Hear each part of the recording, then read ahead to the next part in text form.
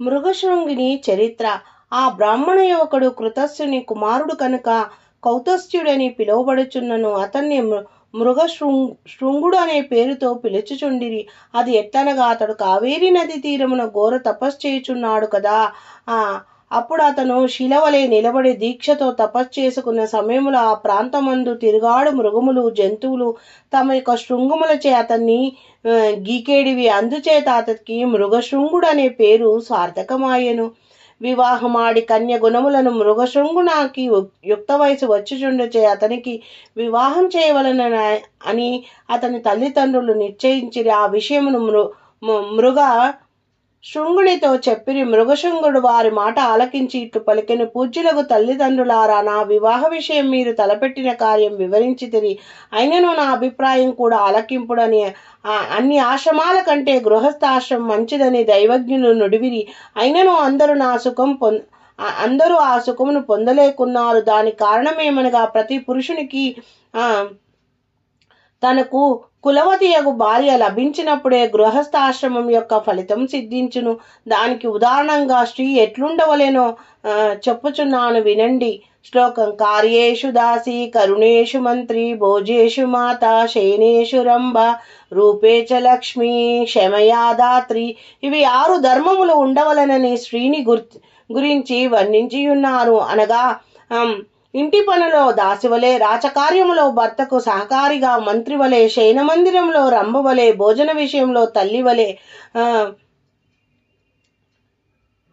లక్ష్మి వలె రూమున లక్ష్మి వలె, శాంతి స్వభావంలో భూదేవి వలె స్త్రీ 6 విధములా వ్యవహరింపవలెను. అంతేగాక చతుర్విధ పురుషార్థములైన ధర్మము, అర్థము, కామము, మోక్షము అని 4 పురుషార్థములో మోక్షం ప్రధానమైంది. అటువంటి మోక్షము సాధింపనించిన మిగతా 3ను అనవసరము. ధర్మాన్ని, అర్థాన్ని మనుషుడు ఏ విధంగా సాధించునో కామమును కూడా అట్లే సాధించవలెను.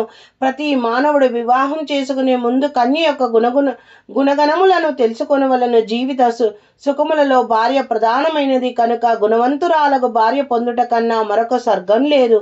గుణవంతి పతితో కాపురం చేసిన ఆ సంసారము స్వర్గతుల్యంగా నుండిటే కాక అట్టి మనుషుడు ధర్మ, అర్థ, కామ, మోక్షములు అవలీలంగా సాధించగలడు. భార్య గయ్యాలి, వినయ విధేతలు లేనిదై ఉన్నచో ఆ భర్త నరకమును పోలిన కష్టములు అనుభవించును, మరలా నరకోపమునకే పోగలడు. కనుక పెళ్లి చేసుకున్నటకు ముందు స్త్రీని అనేక విధములుగా పరిశీలించి వివాహమాడవలను. అది ఎట్లన్నా కన్య ఆరోగ్యవతి అయి ఏ విధమైన రోగగ్రస్తురాలై ఉండకూడదు. ఎంత అందమైనదైనను మంచి కుటుంబంలోనూ కన్య అయినా ఉండవలెను. బంధు మర్యాదలు తెలిసి విద్యావంతురాలై దేవ బ్రాహ్మణులను పూజించినదే, అత్తమామల మాటలకు జవదాటనిదై ఉండవలెను. ఈ నీతులన్నీ మునుపు అగస్త మహాముని చెప్పియున్నారు. కాన అటువంటి గుణవంతురాలకు కన్యనే ఎంచుకొనవలెను.